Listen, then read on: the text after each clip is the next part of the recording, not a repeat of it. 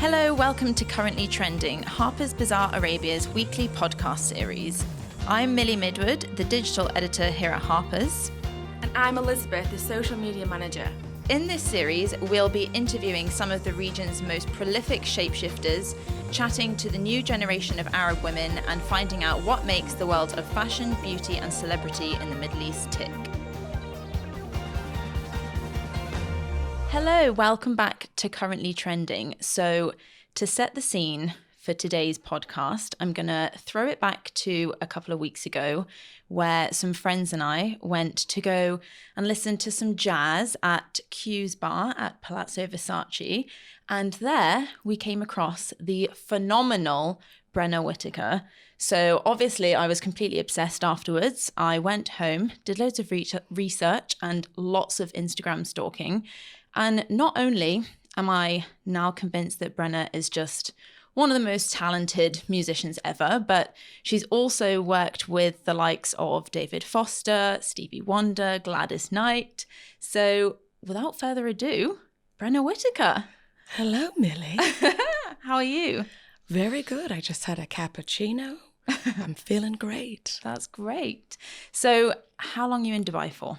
So we have a residency at Q's Quincy Jones Club for about 11 weeks. Mm-hmm. We're here. So, and how are you finding Dubai? It's fascinating. It's like a huge metropolis of people from all over the whole world and all different types of people and young and old. And so we're really loving the audiences. Yeah, it's an absolute melting pot of cultures and everything here. So let's take it back to the beginning. Okay. Tell me about you. How did you get into music and how did this become your career?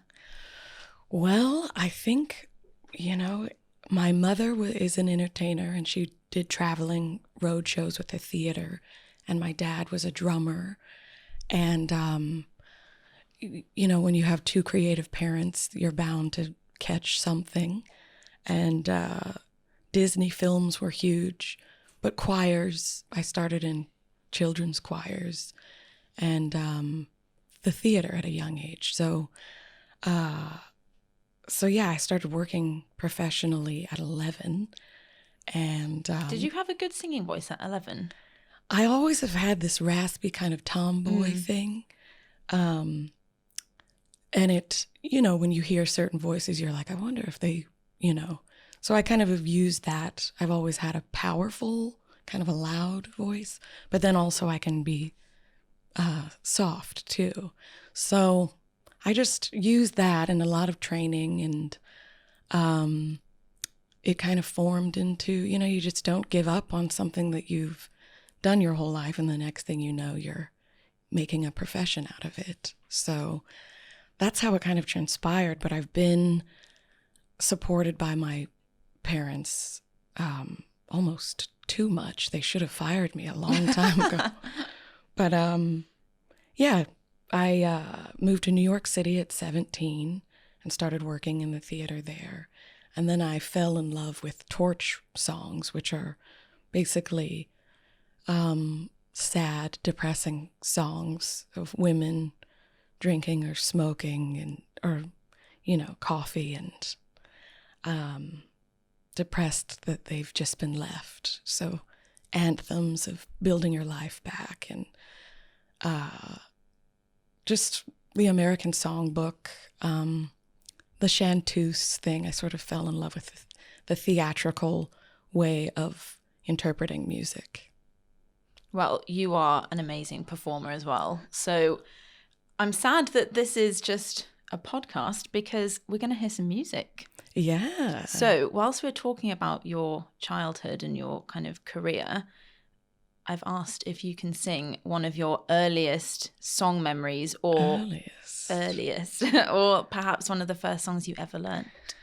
You know so what? This one I've been, Joel, could you do, I'm sorry, the Baby Mine? Oh, so for those listening, we also have Joel Whitley with us. Hello. Hello. Who is the guitarist for today? Joel comes from the band of Stevie Wonder and the camp of Prince. and he's played with so many people for the past years, but he's at Q's, he's doubling the bass and the guitar. But we're really doing the 50s and 60s kind of rock and roll electric guitar. So ladies, it's summertime. So I'm in very esteemed company today then. Okay, so let's hear it.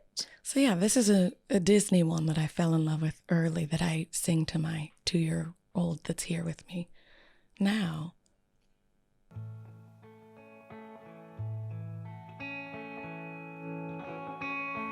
Baby mine, don't you cry. Baby mine, dry your eyes. Rest your head close to my heart, never a tear, baby of mine.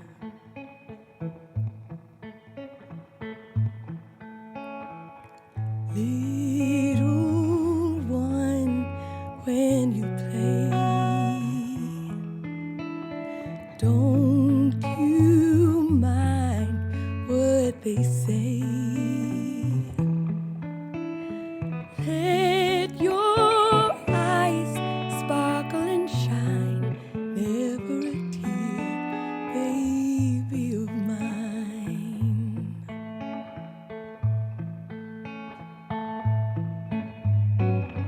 If they knew, sweet little you,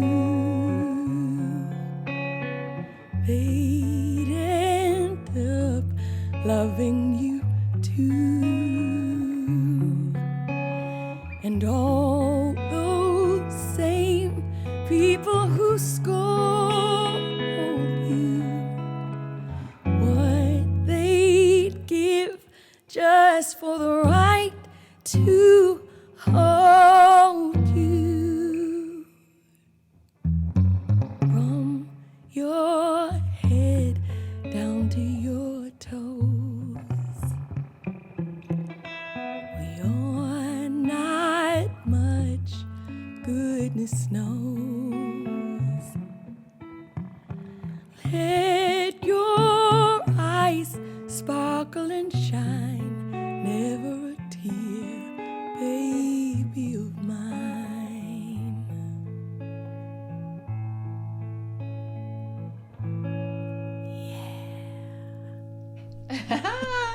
Ah, you're all right, I guess. I just wish I had your voice. Oh, so does she. I'm just kidding. I'm just kidding. I could take a little nap to that. That's just so soothing. Oh, thank you. It's we all have vocal cords. We all sing as human beings. So it's sort of music I think of as the universal language, whether we're babies or even dogs, True. Yeah. So obviously you've worked with some of the biggest names in the industry. So who are some of the people that kind of influenced you and your music and your career the most?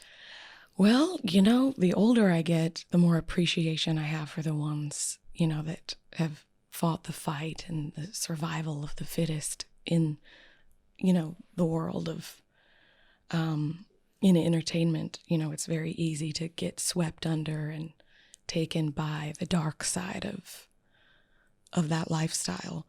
But I love ones like Michael Bolton. I love ones like Quincy Jones. I love ones like Stevie Wonder, ones who have really survived. And one that just passed, Nancy Wilson, was a great, she sang really emotional music, one of the best torch singers ever, I think. And, people who have had families and managed to go on the road and still keep the family units together and, persevere. But all the dead ones are my favorite ones, really. So I try to mix.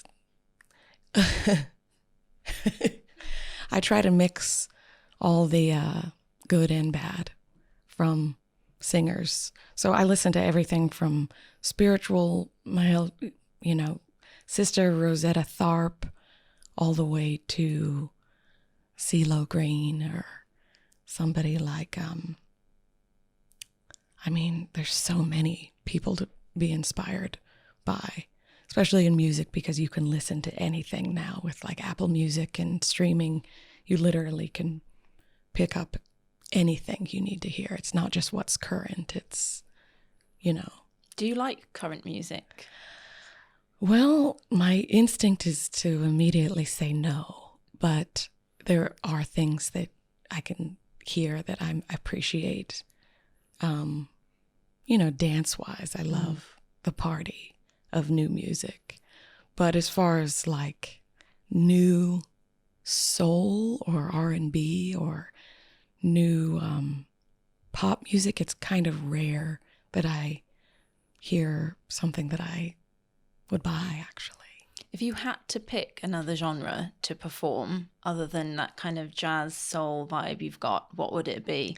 Are you like a secret reggae fan? Ragaman. You know what? I mean, not to sound dorky, but I would sing probably spirituals. Okay. And children's music. I'd go all the way to the light and fluffy side.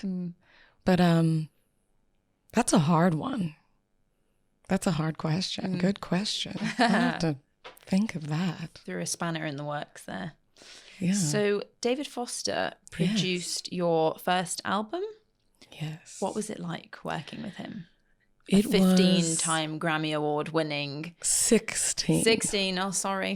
Sorry. He would make sure you knew it was 16 too. But it was one of the highlights of my life, as a singer, that he's one of like the masterful directors of vocals, I think, in the 21st century. So it was incredible. It was nerve-wracking because I'm working with someone with that type of pedigree. You just want to hurry up and be great. So there's a lot of pressure to deliver.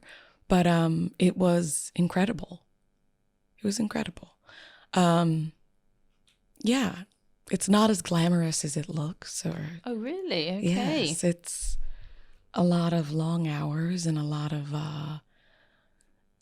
question marks and brain fog and what are we going to do and how does this fit into current day and how do we fit into the club? So that's all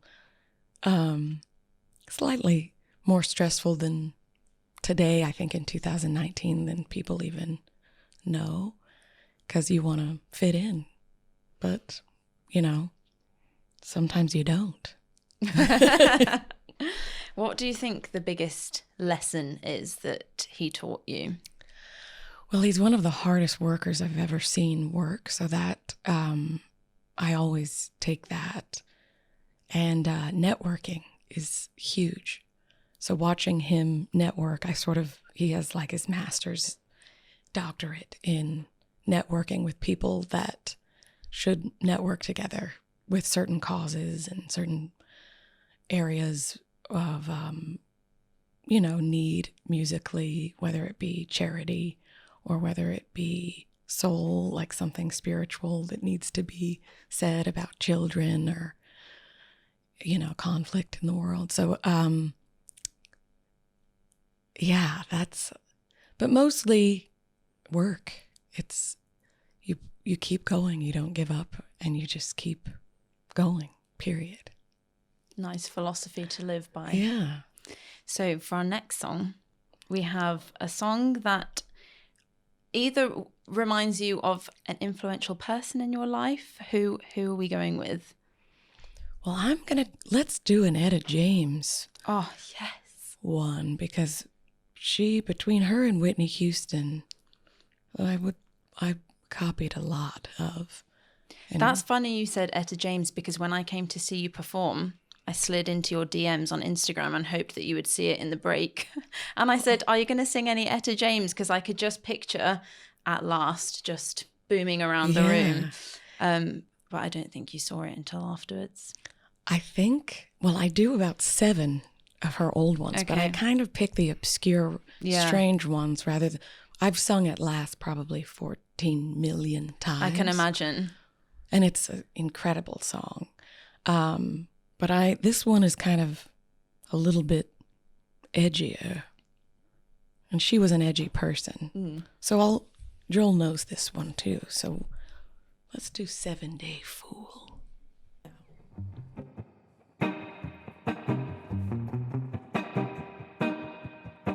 And on a Monday, I'm gonna love you. And on a Tuesday, I'm gonna hug ya. On a Wednesday, Thursday, Friday, Saturday, puppies, I'm gonna love you. I work for your baby, work my hands to the bone. Slave for your baby like a rolling stone. I do for your baby every day of the week. Give a kiss on the cheek. I would do your dirty laundry. Yeah, I would do, baby, I'll do anything for you. I'll be your 7-day fool. I'll be your 7-day fool. I will be your 7-day fool. Only because I really love you. I really love you.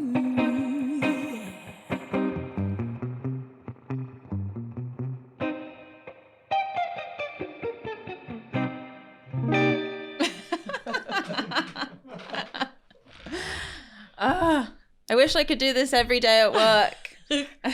You can. I can. You'll have to just come back tomorrow and the next day. So we were talking before we started this about you being in Dubai and how your son loves it here. So what are some of your favorite things that you guys get up to? Well, we have loved the malls, the playgrounds. Good, because there's lots of them. Lots of them. And, you know, we do have a nanny here who's like a certified nurse. And so we feel extra safe. And, you know, getting to see him with all the different types of cultures. And it's so great to see 2-year-olds, you know, connect that don't speak the same language in the pools and at dinner. And so that's been the best thing, is seeing just love all around with children. Your own child in a different country is always a huge perk. And had you been to Dubai before? I've never been to the Middle East, anywhere in this part of the world. So what do you think is the biggest difference that you've noticed about performing out here compared to back in LA?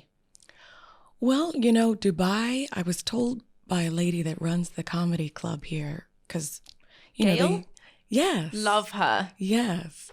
And she gave me some tips. She basically said, you know, don't be too afraid.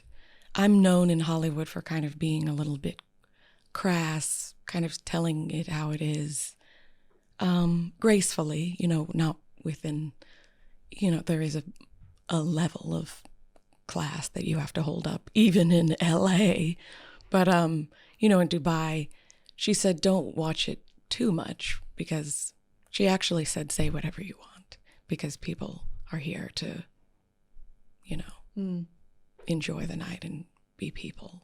And you always have a really good crowd at Q's. We always have had really nice rooms, really nice audiences. I mean, the audience is really what makes the show.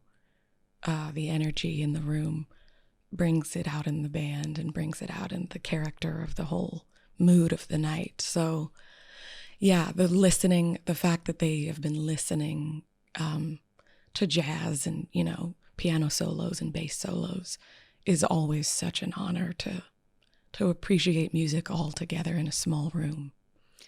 Do you have a most requested song that people just always ask you to sing? Especially out here, have you noticed anything that people particularly love out here?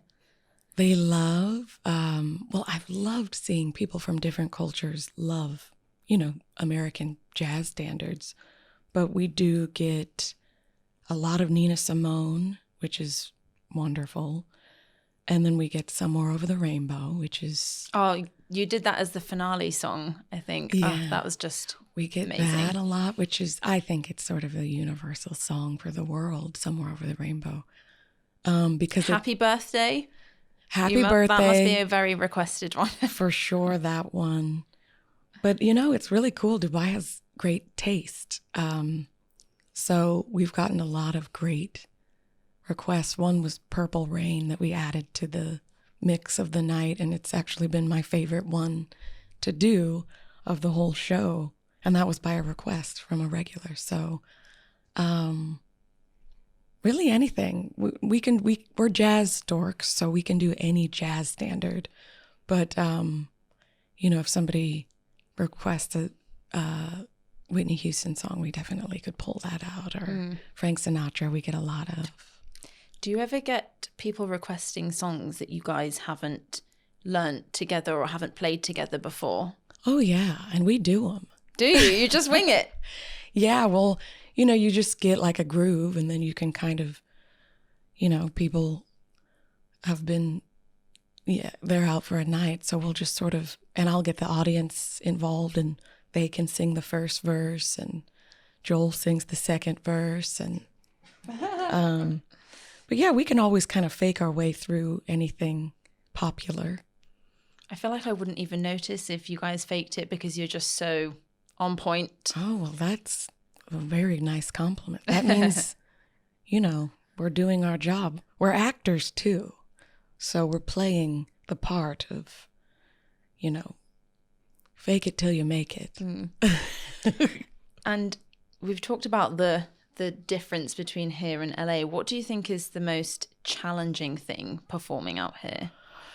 Well, naturally, you don't want to offend anybody's culture or their traditions in any, even in LA, you want to be a nice, good person. But for entertainment values, I guess sometimes you want to say something that maybe you shouldn't. But that's a good thing, I think. Really, I think the cigar smoke in LA, it's almost forbidden to smoke. Oh, of course, yeah. So that's a new thing, is heavy smoking in clubs. But I find it kind of romantic, like we're in the 20s or 30s, you know, billowing smoke everywhere. And my dad smoked cigars, so it's kind of nostalgic for me to smell, you know, my past.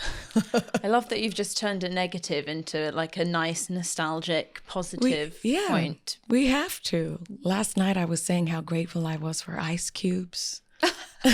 As you do. In the summer heat, you know. There's always a positive with extreme negative. So you just have to find it. So that brings us on to our next song. Yeah. I've asked you to sing one of your most requested songs. Well, this one would be a Harold Arlen, Johnny Mercer, Somewhere Over the Rainbow. Oh, yes. Yeah.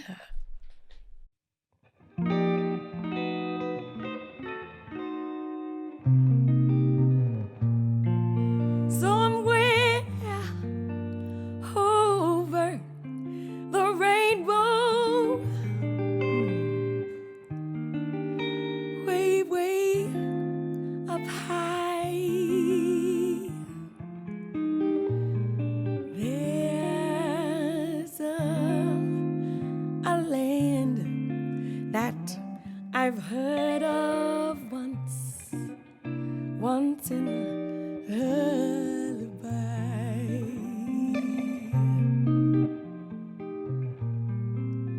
Somewhere over the rainbow,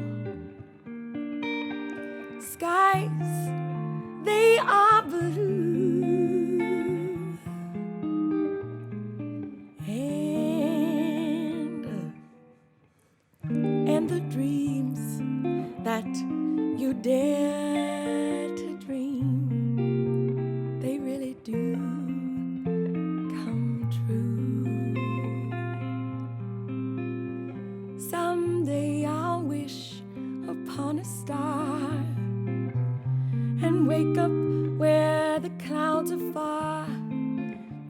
find me.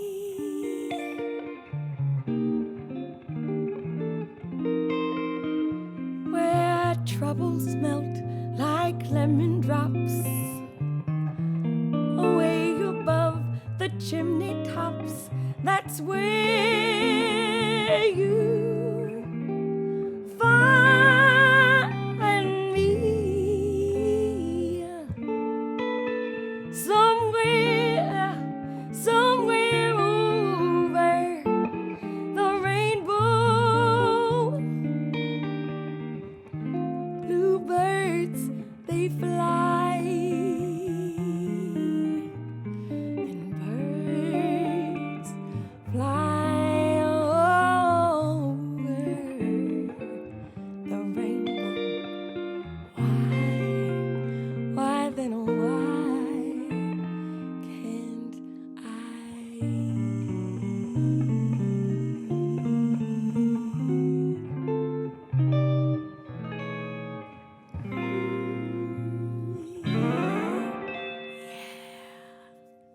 Mr. Joe. Love it. Oh, Yeah. love it. Amazing, guys. Thank you. So, we to go back to your son, Yes. how do you juggle the work, life, mum balance situation? Because obviously you must work very obscure hours. Yeah, it's just a very unique situation that you have to, there's no training for it. I think balancing work and being a mom, nobody can give you, my mom had 4 children and worked full time. So you kind of go based on what you grew up with. But then in this career, you know, touring is a big part of my job. So if it's anything over 2 weeks, I bring him with a nanny, which is either my sister, which is kind of incredible because we can experience different parts of the world with one of my best friends and my child. And then a nanny, you know, that's a big deal, finding great nannies.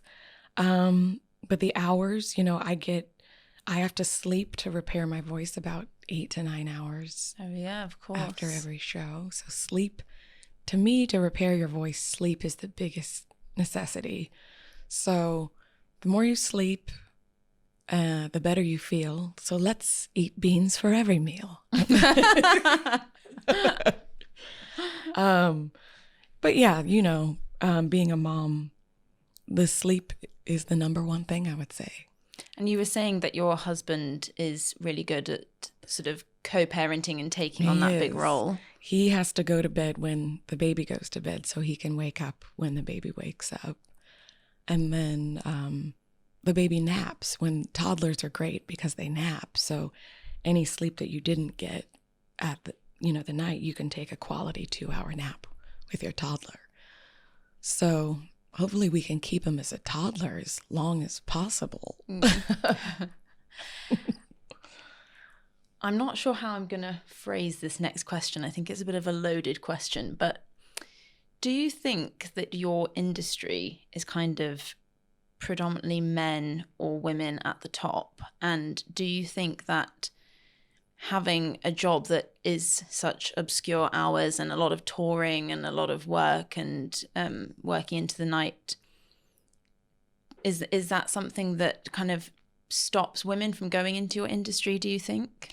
Most definitely, yeah. But the thing is, you know, I go on the road with musicians who have children, so they make the sacrifice to leave. Like Joel has 2 beautiful girls that are older now. One of them just got a full ride to Cornell. And, you know, it's a sacrifice just like any job. So even a 9-to-5 job, I'm lucky I get to hang out for lunch with my son more so than most people, or I get to travel with him. So again, you have to find the positive from a negative that might be, where's mom this week? But anything over 2 weeks, that's kind of my rule, is, you know, you don't want to be away for too long. But it is, it is, women are nurturers, I think, by nature. And yeah, it's hard to do something demanding when you want to take care of something,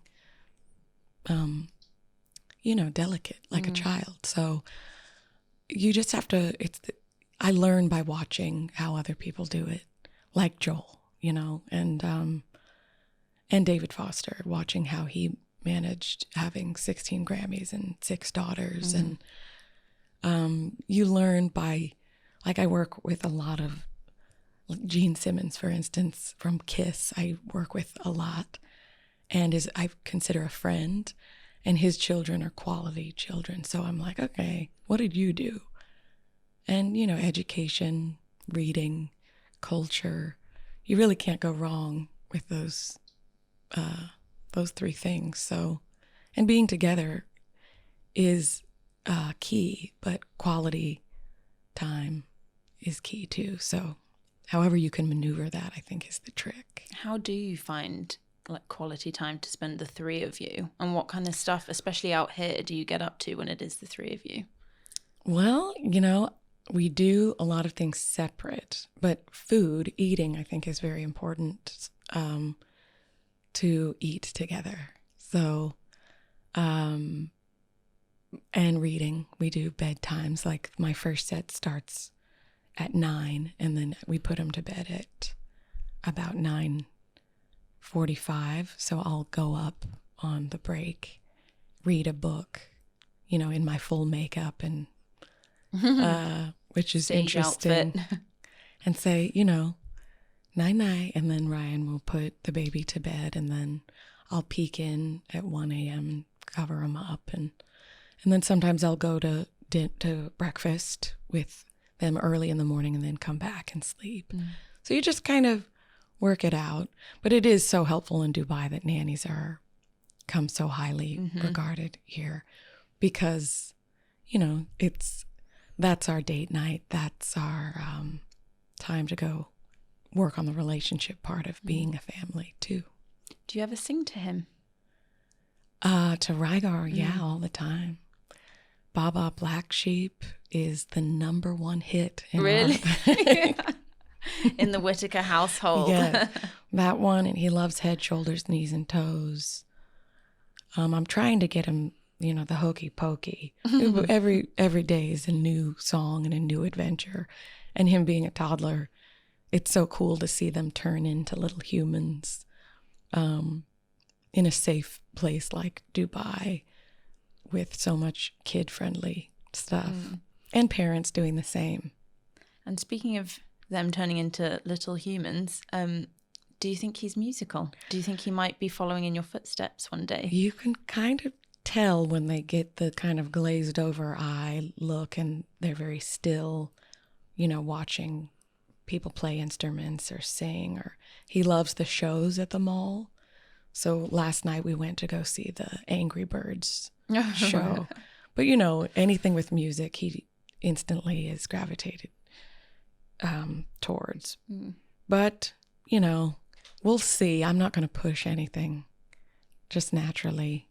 But if he wants to play an instrument, there'll definitely be opportunities. Well, on that note, next song. I've asked for a song that you sing to your son. So this can be as ridiculous or as serious. If you're about to break out into the hokey pokey, then I'm ready. All right. Well, here we go. So this is Rygar's favorite song, thanks to his dad. Here we go.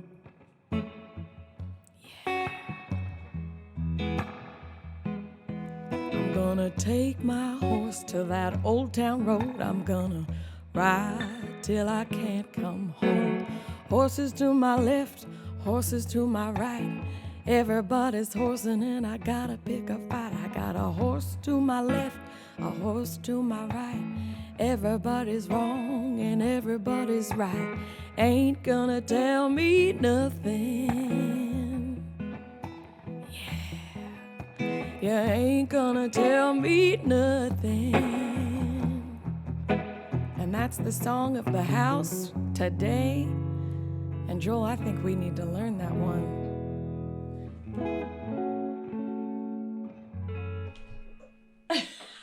I think you do as well. We should learn that. We should Yeah. We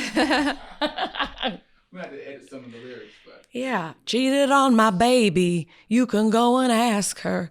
We'll have to cut that out. So, Oh my God. one of my favorite questions to ask, if there is one song out there that you wish you were responsible for writing, what would it be? You know, that's such a responsibility because the kind of songs I love as a singer were written by songwriters. Like, that was their profession. Like George Gershwin wrote, Summertime or, so it's a lot of pressure because that is such a high thing. And I should have thought of this more, but I would have to say, Leonard Cohen, the song Hallelujah. Oh, I think classic. that one would be, because it's the perfect amount of light and the perfect amount of dark, as far as like a lullaby and poem.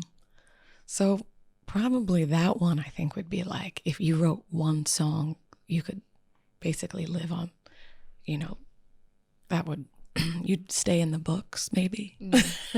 I think that's a really good answer. I didn't even think about that one. Plus it's sort of like a holiday anthem, and then also it blends well. It stands the test of time. Yeah. So I would probably go for that. Okay, nice. Yeah. So, how long are you here for? How long can we see you for? We have about a month left at Okay. Q's, and it's been pretty packed. So if It's so packed. Highly recommend reserving a table for anyone listening. yeah, it's I've loved performing for, I can see the families that are, kids are in town, or girls' nights. It's great for your ladies that you work with, and, lots of luxurious types of people. Rich ass people. I'm just kidding. You can come. I'm just people that enjoy celebrating time together, whether it be your mom or your best friend or your coworker. It's a really fun night out, but definitely your significant other. There's a lot of anniversaries, a lot of birthdays, we did a 34 anniversary last night. That was really special. And I asked them, what's the secret to 34 years? And they pointed to their daughter. Aw. Which is, that's a magical moment. And then I sang The Very Thought of You for them, thanks to Joel reminding me, because I love all the dark songs. So I'm like, how do we sing a happy song?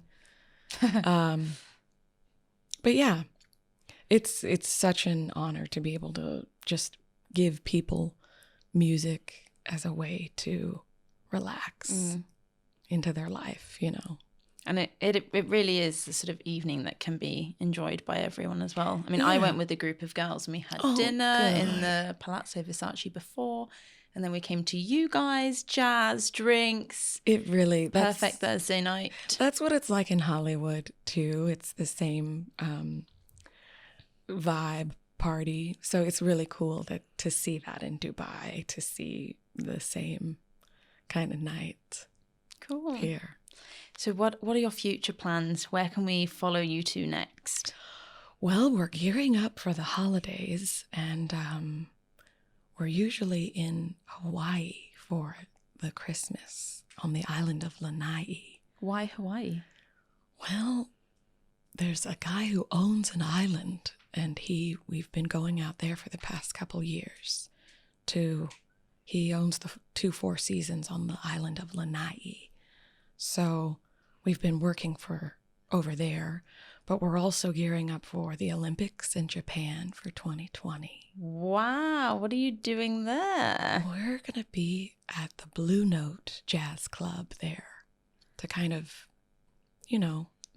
represent jazz in America, in Japan. We go to Japan a lot.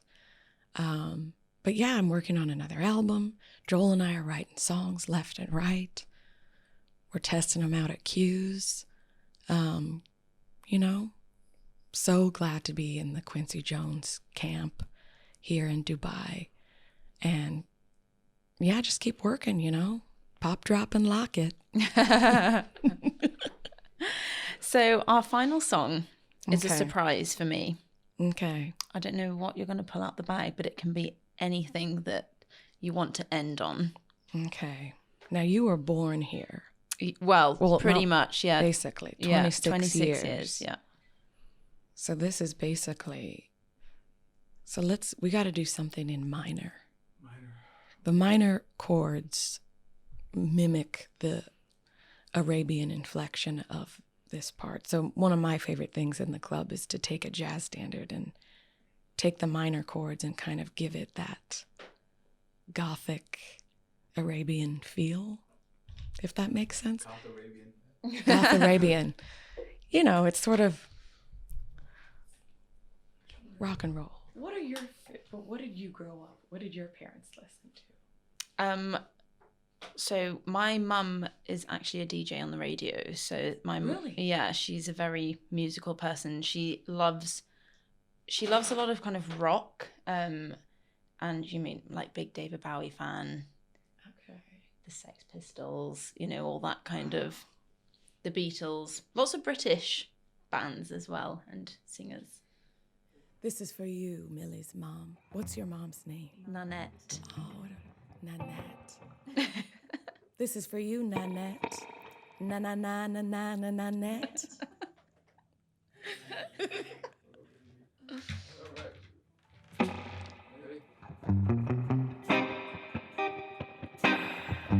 This is for you, Nanette. Yeah. The best things in life are free, but you can give them to the birds and bees. I want them money. Hey! Yeah. That's what I want. That's what I need. I want champagne for breakfast and caviar at night. I want a sandwich made for every man that I invite. That's what I want. That's what I want. That's what I need. Yeah. I said M-O-N-E-Y. Yeah. Nanette. You better not get caught in that net. Money. Yeah, that's what I want. Yeah. I love you, Nanette. Your daughter's a beautiful, beautiful woman. That is the best thing that I have on my phone. However, nothing will top that. Thank you. Thank you so much. I turn in a little loopy when I get... But, yeah, I think that gives a nice little, Yeah. tidbit of the night. Well, Yeah. thank you so much for joining me today. Yes. And hopefully I will come and see you guys perform again before you leave. Yes. Yeah. Totally. And, with Q's, whatever, I don't know who's there next, but they always have really fun groups, with interesting stories. And we're the best. Obviously. I think we've broke the record, is what they said. So as long as Amazing. we keep Breaking records. Breaking records. Yeah. It's expensive though. Yeah. Breaking all those records. It does. You just throw them against the wall. Well, Brenna Whitaker, Joel Whitley, thank you. Thank you, Millie. Thank you again for listening. If you want to hear more from Elizabeth and I, then make sure you subscribe to this podcast as well as rate, review and share it. And we'll see you again next week.